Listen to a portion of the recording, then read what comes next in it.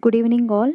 Today we have received a notification from CBSE board drawing the policies for tabulation of marks of class 10th board examinations. So there was another notification which we received on 14th of April 2021 about cancellation of board examination for class 10 students. So, because of increasing number of COVID-19 cases, it was impossible for us to conduct the examination. That's why the exams was cancelled. The examination will be for 100 marks and 20 internal marks will be as usually given to you. And remaining 80 marks, there used to be an external examination, but that examination is cancelled now.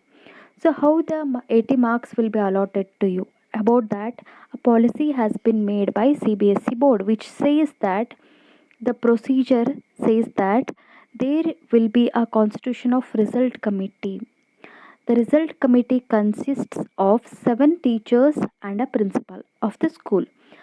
So 5 teachers will be from the same school, who will be your mathematics teacher, social science and 2 language teachers.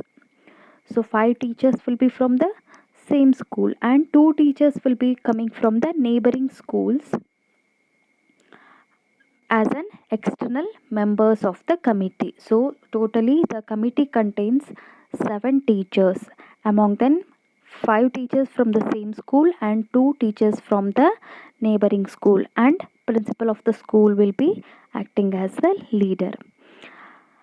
And the internal assessment will be done by periodic test and half yearly or midterm examinations and pre-board examinations. So your the marks 80 marks will be allotted based on your periodic test or unit test or half yearly or midterm examination, and also by the pre-board examination.